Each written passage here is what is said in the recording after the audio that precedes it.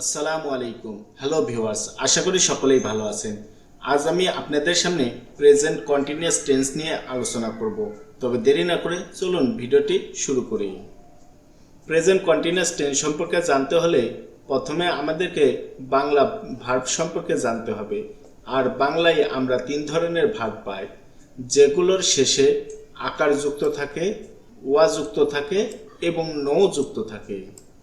এই আকার, ওয়া এবং নোকে আমরা বাদ দিয়ে যে ভার্বটি আমরা পাবো সেগুলোর শেষে তেসি, তেসো, তেসে, ছি, ছ, সে, ছি, ছ, ছে এগুলোকে যুক্ত করলে আমাদের প্রেজেন্ট কন্টিনিউয়াস টেন্স হয়ে যাবে।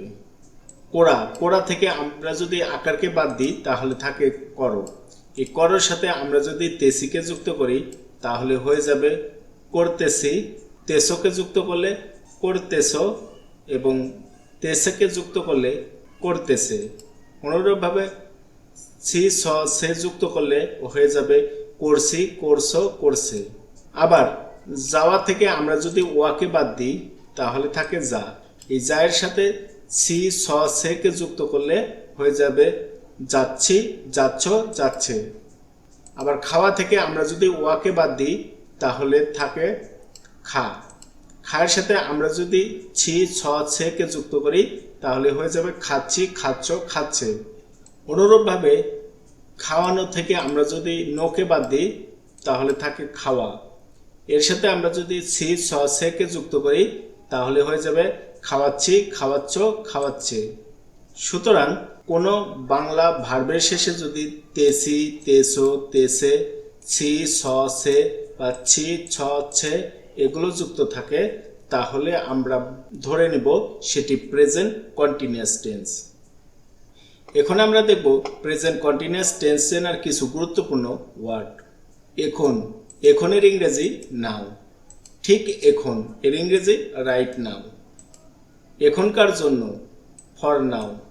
এখনো স্টিল, বর্তমানে কারেন্টলি বা নাও এডেস, মুহূর্তে অ্যাট দিস মোমেন্ট, এই মুহূর্তে, ফর দ্য টাইম বিগিন, নিয়মিতভাবে কনস্ট্যান্টলি, অস্থায়ীভাবে টেম্পোরারিলি, নিরবিচ্ছিন্নভাবে কন্টিনিউয়ালি, এই দিনগুলোতে দিস ডেজ, এই সপ্তাহ দিস উইক, এই মাস দিস মান্থ, এই বছর দিস ইয়ার। কোনো বাক্যে যদি এই ওয়ার্ডগুলো থাকে তাহলে আমরা ধরতে পারি এটি হচ্ছে প্রেজেন্ট কন্টিনিউয়াস টেন্স। আমি এখানে কিছু প্রেজেন্ট কন্টিনিউয়াস টেন্স লিখে রেখেছি। এখন আমরা এই প্রেজেন্ট কন্টিনিউয়াস টেন্সগুলোর ইংরেজি করব। প্রথম বাক্যটি হচ্ছে আমার বন্ধু সুমন ইংরেজি শিখতেছে। আমার বন্ধু সুমন এর ইংরেজি হচ্ছে মাই ফ্রেন্ড সুমন। যখনই কন্টিনিউয়াস টেন্স হবে তখন ভার্বের সাথে আইএনজি যুক্ত হবে এবং তার পূর্বে এম ইজ আর যুক্ত হবে। যেহেতু Suman third person singular number, অর্থাৎ আমি তুমি বাদে যে কোনো একটি নাম হলে সেটি হচ্ছে third person.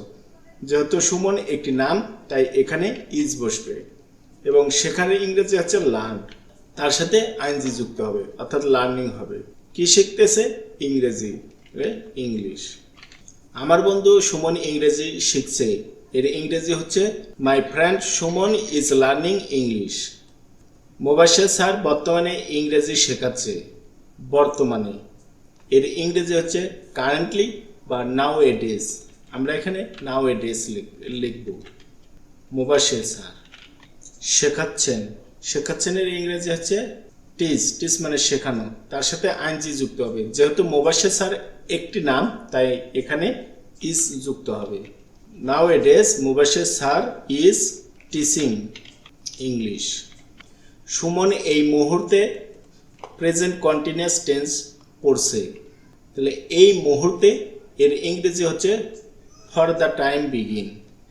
For the time begin Suman পড়ছে। Suman is reading. কি পড়তেছে? Present continuous tense. Present continuous tense. Suman এই মুহূর্তে প্রেজেন্ট কন্টিনিউয়াস টেন্স পড়ছে। এর ইংরেজি হচ্ছে for the time begin Suman is reading present continuous tense. ঠিক এখন আমি তার পড়া শুনছি। ঠিক এখন এর ইংরেজি হচ্ছে রাইট নাও। আমি শুনছি, আই অ্যাম লিসেন মানে শোনা, তার সাথে আইএনজি যোগ হবে, লিসেনিং। তার পড়া হিজ রিড। সে বলছে, হি ইজ সেইং। আমি পড়ছি, আই অ্যাম রিডিং। তুমি শুনছো, ইউ আর লিসেনিং। তারা খেলছে, দে আর প্লেইং। আমার বন্ধু সুমন ইংরেজি শিখছে। এর ইংরেজি হচ্ছে my friend Suman is learning English. Mobashwer sir বর্তমানে ইংরেজি শেখাচ্ছেন। Nowadays Mobashwer sir is teaching English. Suman এই মুহূর্তে প্রেজেন্ট কন্টিনিউয়াস টেন্স পড়ছে। For the time begin Suman is reading present continuous tense. ঠিক এখন আমি তার পড়া শুনছি। Right now I am listening his read.